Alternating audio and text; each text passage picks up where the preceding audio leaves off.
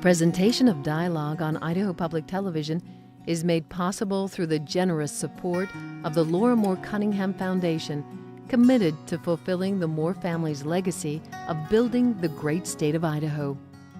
The Students Come First Technology Task Force has some ideas to radically change Idaho's classrooms. We'll tell you what they recommended. Dialogue is next.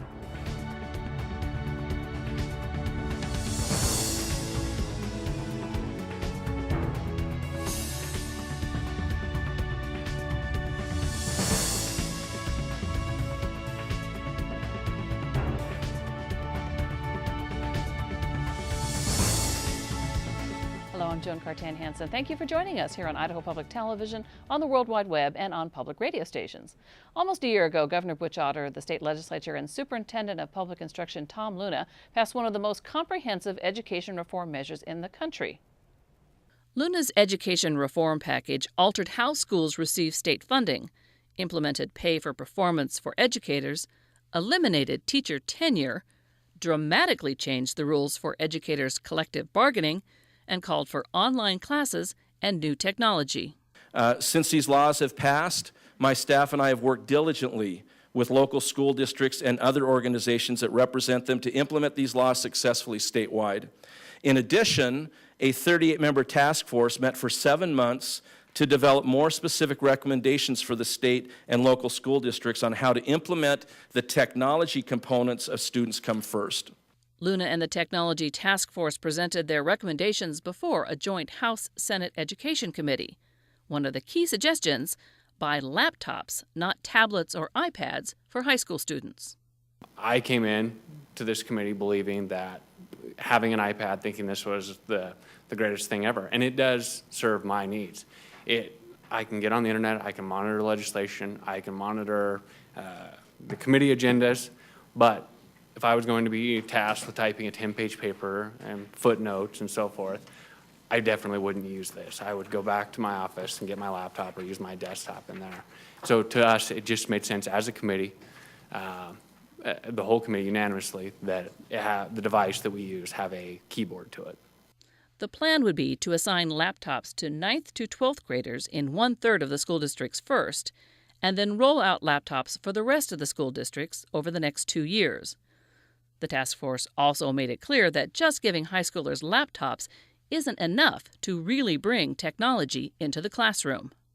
Adequate professional development really is the key here.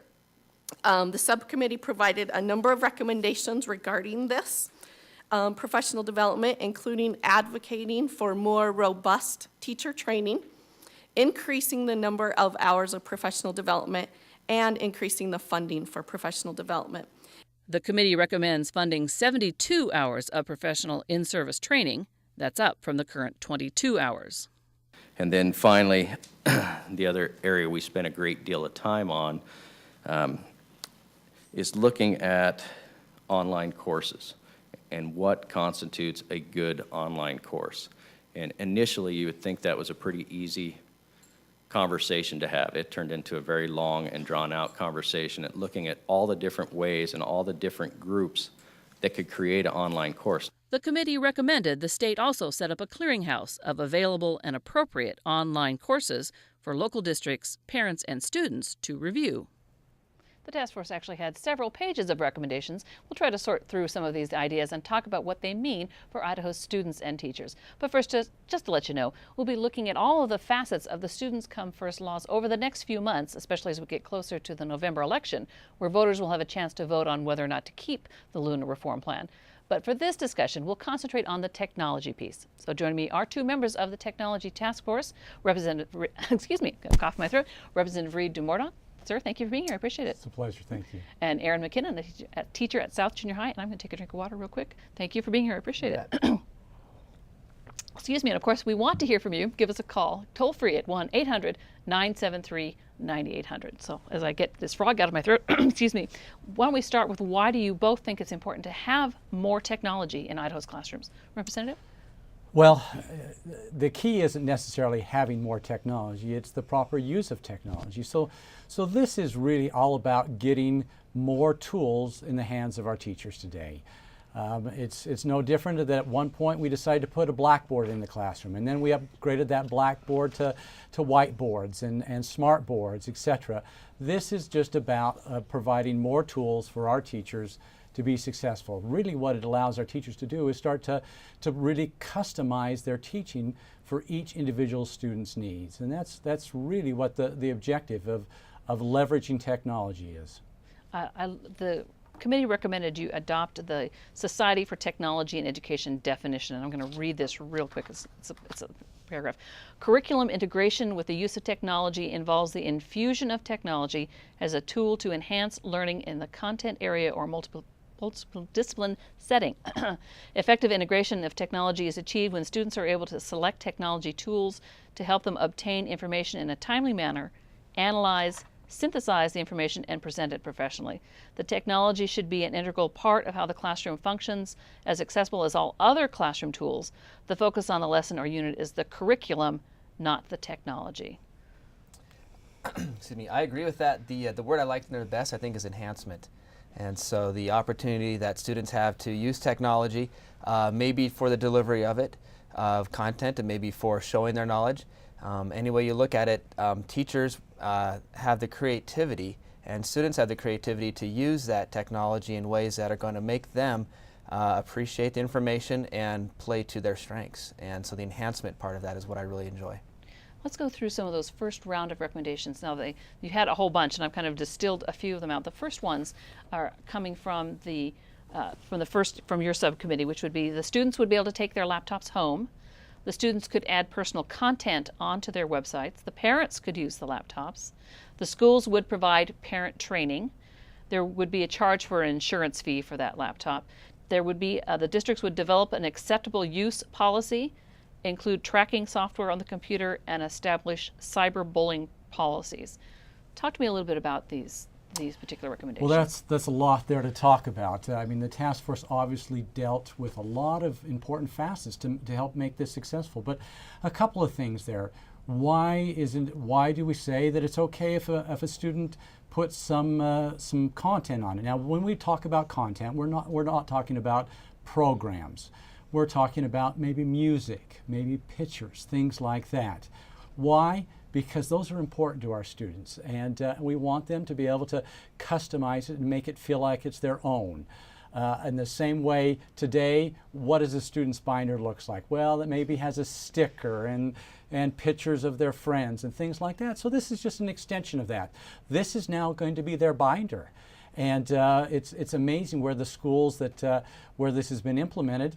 In fact, I was in this school and walking down a junior high with some kids, and I asked, well, tell me, what do you use the lockers for? And the student turned to me and said, they're just for show, you know? And that's true, because all of a sudden all of their education is then now taken care of by this computer. What I mean by that, all of the content, their textbooks, etc., is now available to them wherever they go in the school. So it becomes a wonderful tool to allow that student to learn better and learn what they need to know, them personally, directed by the instructor. Let's get our first caller in here. Mark in Boise. Mark, go ahead. Hello? Hi, go ahead. Yes. Gosh, I seem to remember a while ago when this was originally being debated that most of the testimony in front of the House and the Senate committees were heavily against. The opinions were heavily against all facets of this particular law promoted by Mr. Luna. So the question I have is, why have we wasted our time? Why have we wasted a ton of money to debate the issues, to determine the issues, when we still look down to next November, when we still have yet to vote on all these issues, and the vote could clearly be in question and could very easily fail. And then we look back with red faces, I suppose, and say, well, we again sat around for a year and a half and debated an issue that has effectively no effect Well, to actually, the education of the state. Let's go ahead and let him get an answer to that. Thank So you. what happens if in November people vote to repeal the Luna Plan? Well, right now, the Student Come First bills that were passed are the law. And so it would be, it would not be prudent for us just to do nothing, because it is the law. And so this is an attempt to make sure that we move things forward in a thoughtful but expeditious way. And then if the citizens of this state decide that they want to choose a different course, then at that point in time we'll do so. But because it is the law, the right thing to do would be to move forward to make sure that it's correctly implemented today. Let me ask you a question about cyberbullying. There's actually a bill before the legislature discussing that. How important was it to make sure that there were cyberbullying policies in place? Aaron? I think that's going to be important if it's cyberbullying or bullying face-to-face. Those are things that are fearful to kids. The 7th graders this year are writing letters to the 6th graders saying, hey, this is what you need to watch out for. You got to watch out for lockers. They're really hard to open. Watch out for lunch. Make sure you get your place in line early. And watch out for kids who can be mean. And that's almost always in the top 3 things that the kids are watching out for. And it's a thing that's going to be fearful. When a kid gets on the computer, they may not have the strength of their friends around them. And that individual, reading an individual email or a text or a comment on a web page or a blog is going to have that fear, and hopefully they'll be strong enough to handle that. But we have to make sure that we set in place 2 things: what to do when that happens, and then how to make sure it doesn't happen, but give the kids the strength to make sure that they can handle those things and be aware of what can happen and what they can do for it. You're also establishing an acceptable use policy. What sort of things are going to be included in acceptable use? Well, it has everything to do, lots of different things. Talking about emails and what you should and should not email. I mean, our students today live in a digital world, and they need to understand that if they put something up on Facebook, and that doesn't go away, and that could affect them trying to get a job someday. So this is all about digital citizenship as well, and what does it mean to live in a digital world. So those are all the things that have to do with an acceptable use policy. In addition to, we're excited about the fact of getting this kind of technology into the homes throughout and into our families. And this may be the only computer in many homes in the state, and allowing parents that maybe have not been exposed to this kind of technology to get their first exposure to it as well. Now, will there be any help to get internet connectivity to homes, or is schools the only place where we're going to have that? Right now the plan is that they will have the access at home. Now, let's say they've got assignments to do at home. Well, they are instructed to go ahead and download whatever content they need in order to complete their assignments at home. However, as we look at the Wi-Fi for the schools, and we've seen this in other states, they actually have hotspots outside. And so we've heard interesting stories about kids and their parents driving up to the school to be able to download something, the student forgot their homework, if you will, okay? Before, they couldn't get into the school to get it out of their locker. Well, now with the hotspot, they can actually drive up to the school and download their homework if they forgot to do so. Now let's go to our next question. It's Bob in Boise. Bob? Go ahead. Thank you. I have a serious question, I think. How did they pick which computer to have? The Mac is primarily artistic. The PC is more business. I have to use both of them, and there is intricate differences. Now, okay. Well, let's let him ask that question. Thanks, Bob. That's a great question. Just being a classroom teacher, I've been shut up in my own little room for the last 16 years, and I really enjoy teaching. So I learned a lot through this process. The process they follow is through an RFI, which is request for proposal. And so the people who are on the different committees, and each committee had a different request for proposal, and RFI, request for information, we came up with all the questions we could think of, just about everything and every quirk and every little tweak, and we said, all right, what's out there? And we said to the business people, and we said to the artists, and we said to the educators, and we said, try to get all those different people and said, what do you want? How can we get a program to work? And then let's see what's out there. So it may be Dell, it may be HP, it might be Microsoft, maybe Mac. We'll get that information back, and then we'll have to go through the process. And that has just been happening with the RFI. We have the information, and now we'll send out the proposal, and it's not a small thing. It's a very big process. Is it going to be a statewide bid so that there'll be one laptop purchased by the state to go to all the districts? Is that how that's going to flow out? At this point, that's what they're going towards. It is. Yep. So as Aaron said, what we did is we defined what we wanted to accomplish with this tool. And we didn't specify a brand. All we specified was tasks that we want to accomplish. And then we've put that out as a proposal to different vendors, and then it's their job to come to us and say, this is why our tool, if you will, this is why our hammer works best to do what you want to do. And so that's what we're waiting for right now, is those kind of responses. Okay, we have Norma in Ontario. Norma. Hello. Hi. Long time no hear. I'm interested in the things that you do to teach foreign languages. I think we're far behind in foreign languages, so we've got to get caught up. Okay. Actually, thank you, Norma. I appreciate your call. Let's actually move on to the next kind of round of recommendations that came from the task force. I'm going to have actually skip over to the technology task force recommendations that on having to do with online education. So the first one would be the districts have the option to choose the provider, that is the company that provides the online courses. That students can be enrolled in through a statewide clearinghouse of approved courses, and make payment to online providers partially contingent on the successful completion of the course. So let's talk a little bit about online course. Maybe the best way to define it is, what is an online course? There's basically two types of online courses. One is asynchronous, in which the student can take it anytime, anywhere. And so they have a job and they get home late and the instructor's not there, but the instructor may have left a blog, a point of interest, a discussion point. The student can log on anytime during the day and get that information. They'll have contact with the teacher, but it may not be face-to-face time. And so they can do that anytime. There's also a blended learning model. And the blended learning model would be partially face-to-face. They may have to be requirement for certain parts of the class, and the other parts would be turning assignments in online and doing certain assignments online. So there's several different ways to look at it. An online class is basically self-motivated by the student to go on there and learn it in an atmosphere that is going to be technologically driven, and give them the opportunity to learn it in the way that best fits them. So it can have a great opportunity for the students to say, hey, I'm having a hard time with this, just like in a regular classroom.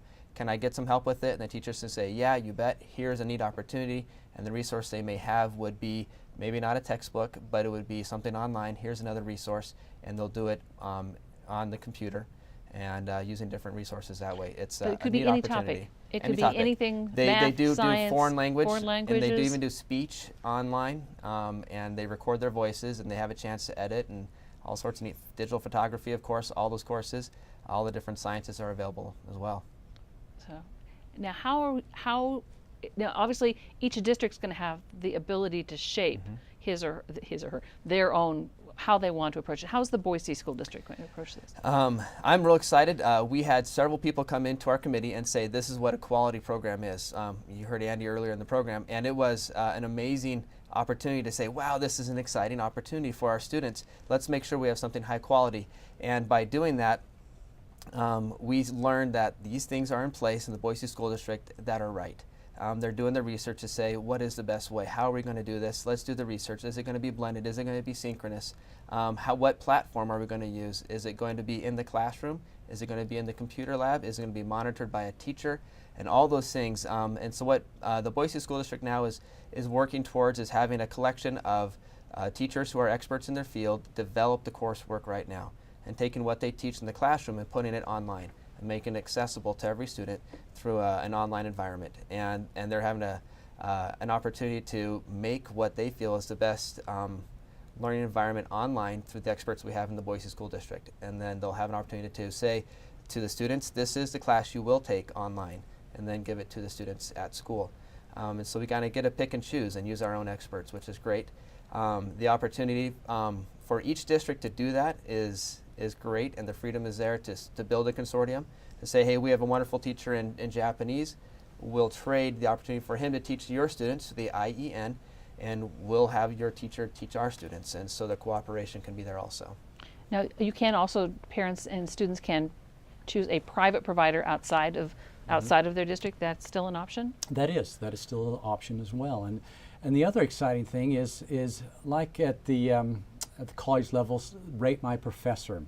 That concept, we're going to have that same kind of concept with these online classes, with the ability for the students and parents to rate these classes, and so they can go out and find these highly rated classes and which are, you know, the best courses out there, which is really an exciting concept. Do you see any problems of how am I going to know as we start up if this provider does a good course or not? We spent a lot of time making sure the RFI, I think it was over 40 different points we touched on with the experts' help, and we edited it over several days with all the experts in the room we had, making sure that the RFI, the request for information, met all those requirements. So anything coming into Idaho has certain standards to meet, just like any education course does. Any public face-to-face course is also going to have the same stringent attachments and requirements for an online class, and we made sure that they were there. Okay, let's go to our next call. Annalise in Idaho Falls, go ahead. Hi, thanks for having me. I was wondering what's going to be done to prevent student eye damage from looking at screens too long, because that's something I didn't know about 10 years ago when I had my laptop. Yeah, that's true, let alone carpal tunnel and all the other great things that health impacts we have now with all our electronic goodies. What's in my own classroom? I teach junior high. I know that if I don't plan 7 minutes at a time, then I've lost a kid. So I have a 47-minute period, and I plan 7-minute chunks. And I would do the same thing if I was teaching a class online. And so in my classroom, if I were to monitor and stuff, like, hey, 7 minutes, let's choose it. It's time. Let's walk around. Let's make sure. Let's do a pair share. Let's do something else besides that. I know that's valuable in my face-to-face class. And my online class, if I get burned out, then it's going to be a bad thing. And so I want to make sure that the students have a chance to recognize, hey, do something else, whatever it may be. 7 minutes, goes by pretty fast. And you can use it well, and you need a little break after that. At least I do as an instructor face-to-face with my students. Let's go ahead and pick up one more round of technology task force recommendations having to do with teachers. One is to develop a multi-year comprehensive professional development plan and increase professional development hours from 22 hours to 72 hours. That was an expensive recommendation, that last one, because it's obviously paid time. Right now, teachers get 22 hours of professional development during the school year paid. This almost triples that, or more than triples that. So It does. And we certainly heard as we looked at programs around the country that this is a critical part as well, is the professional development. And as Aaron has certainly talked about and demonstrated as well in his own classroom, that to convert this, from a traditional to then starting to leverage technology takes time, it takes effort. And so that's why that additional professional development is such a critical part of this, for sure. Professional development can be exciting and fun. And, I've been to some workshops where if I get one idea out of it from my classroom, I've loved it. And I've had some where I've gone for 2 days and got nothing. And so it needs to be quality, and they're working towards that and making sure that the RFI going out for that would cover that. But right now in the Boise School District and in the Meridian School District, when there's cuts, they don't want to cut the children's time. And so the Boise School District has done an amazing job over the last few years making sure the budget cuts that they've had, very extreme, have not touched the children. But we don't have the same amount of time now. And if we're asking teachers to do a whole lot more with technology they may not be familiar with, it's not going to be very functional. And so they're going to have to do something like that and prioritize the time that teachers have to get to that point. I'm also a technology coordinator in my building, and I had a visceral reaction when they mentioned all the different programs that are coming down the pipe. And I raised my hand. I said, my hand's shaking, my guts are rolling. Who's going to train the teachers on this? Because if it's me and I've got to do another job, I'm not sure how well I can do both. And so they'll have to look at that and take a look at who the trainers are and what they're training, where the programs are going to be, who is going to help out in the school, what the technology people now, are their roles going to change in each district. And so the district's going to have to play around with that. And that's going to be a big deal for teachers like myself, who enjoy the technology component of it, enjoy the face-to-face and prioritize, and spend time with those teachers who need the help. And I enjoy doing that. It's a great opportunity. The Boise School District is faced with a levy. This is part of it, making sure that the teachers are available for the students and have that time. Meridian had to cut the teacher days, teacher-student contact. because they didn't have, that's why they're having a levy wells in March. Boise schools are facing that same.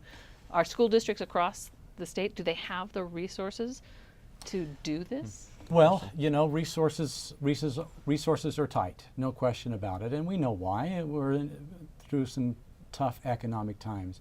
The good news is that things are starting to look better. But one of the teachers on the task force made an interesting comment. She said, you know, that training, I may have to spend a little more time out of the classroom, but my time in the classroom is that much more effective because of that training. And so that helped me understand that this is an investment that we need to make, but it is clearly an investment that pays a lot of dividends as well. How is it going to change how my kid's classroom looks and works? I would never answer that question because I don't want to limit the teacher's creativity. Exactly. You know, I've got, as I expressed earlier, I have a hard time not teaching. So I walk into any teacher's classroom or my own classroom, and I have a student teacher now, and she said, well, this is your work, you did it last year. Oh, but I'd totally change it. And so I would change things, I'm sure, from day to day. This program worked, it didn't work, let's tweak it, let's use one little part of it. And then I'm going to say, who's going to help me come up with this idea? Let's get some brain power together and collaborate with other teachers, science teachers, English teachers, PE teachers, and say, what is working for you and how can it work in my class? And that's exciting for me, finding those ways and having that challenge and allowing my creativity to come out in what I think was an exciting time, using the technology to teach and using different tools to get across the curriculum in my content. And we're almost out of time in this half an hour. And if you're on the phone, stay with us. We'll catch you when we flip over to the other side to do our web extra. So if you're on the phone, stay with us. And let me get this last question out because it was an email question that came in. One parent wrote they're concerned that Idaho is way out ahead on this changing, on the leading edge of change in terms of education reform and technology, and that he's asking a number of studies on online learning questions question their effectiveness. One viewer would like to know, are Idaho's kids just lab rats in this experimental system? Well, you know, I'd like to think that we're leading the pack, and in some ways maybe we are, but the reality is that, for example, the state of Maine has had mobile computing devices in their students' hands for over 10 years. And so the great thing is we've had the opportunity to go out and look to see where it has been successful and learn from that. And so I really think we've kind of picked the best of breed here to implement in our state. Trial and error is how I teach my classroom. I'm sure we'll have some errors and there will be trying times. So we'll have both of those things, but I'd much rather be someone who has a chance to explore my own creativity and see what I can do with it than have something maybe forced on me. And this is a way for me to say, hey, here's an opportunity, what can you do with it? And rather than, here's an opportunity, you have to do this. All right. I'm afraid we've run out of time. Thank you very much. I appreciate it. Erin McKinnon, Representative Reed Nebraska, I appreciate it. Thank you. And of course, if we want to hear from you, if you're on the phone, again, stay with us. We'll catch you on the flip side when we go over. We have lots more information on our website, including links to the task force report, so you can take a look at that. Thanks for joining us. We'll see you next time on Dialogue.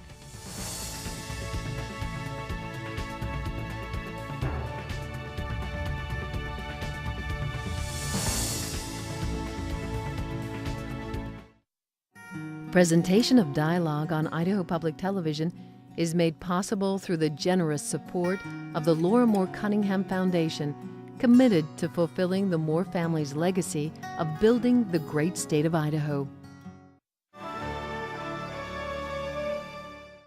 Check out our website, like us on Facebook, or follow us on Twitter.